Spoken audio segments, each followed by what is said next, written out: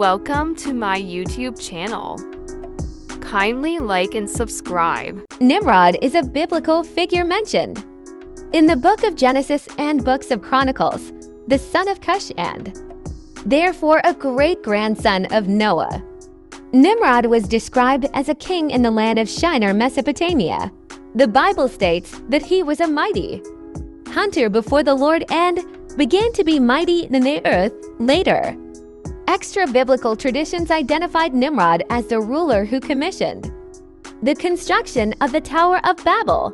Nimrod has not been attested in any historic, non-biblical registers, records, or king lists, including those of Mesopotamia itself, which are both considerably older and more diverse than the later biblical texts. Historians have failed to match Nimrod with any historically attested figure, although one recent suggestion among the exclusively Mesopotamian figures is Naram-Sin, grandson of Sargon.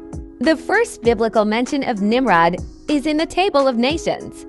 He is described as the son of Cush, grandson of Ham, and great-grandson of Noah, and as a mighty one in the earth and a mighty hunter before the Lord. This is repeated in the first book of Chronicles 1:10.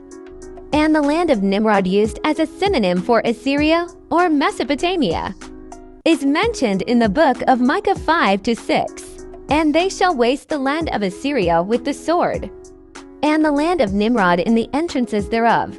Thus shall he deliver us from the Assyrian, when he cometh into our land, and when he treadeth within our borders.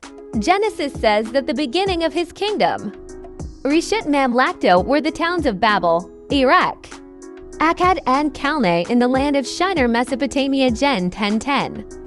Understood variously to imply that he either founded these cities, ruled over them, or both, owing to an ambiguity in the original Hebrew text.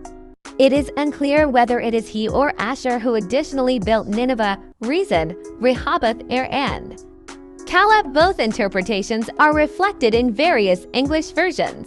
In Jewish and Christian tradition, Nimrod is considered the leader of those who built the Tower of Babel in the land of Shinar, although the Bible never actually states this. Nimrod's kingdom included the cities of Babel, Erech, Akkad, and perhaps Calneh in Shinar. Gen 10:10. Several of these early Judaic sources also assert that the king Amraphel, who wars with Abraham later in Genesis, is none other than Nimrod himself. Now it was Nimrod who excited them to such an affront and contempt of God. He was the grandson of Ham, the son of Noah, a bold man, and of great strength of hand. He persuaded them not to ascribe it to God, as if it were through his means they were happy, but to believe that it was their own courage which procured that happiness.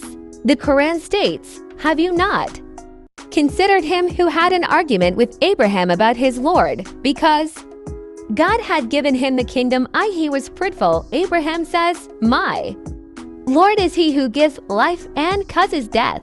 At this point, some commentaries add new narratives like Nimrod bringing forth to men who were sentenced to death previously. He orders the execution of one while freeing the other one. Then Abraham says, "Indeed, God brings up the sun from the east, so bring it up from the west." This causes the king to exile him, and he leaves for the Levant. Although Nimrod's name is not specifically stated in the Quran, Islamic scholars hold that the king mentioned was him. Two other sections of the Quran narrate Abraham's dialogues with Nimrod and his people, specifically around the verses of Surat Al-Anbiya 21-68 and Surat Al-Ankabut 29-34, where Abraham was thrown in the fire but emerged unharmed through God's mercy. Other traditional stories also exist around Nimrod, which have resulted in him being referenced as a tyrant in Muslim cultures. Thanks for watching.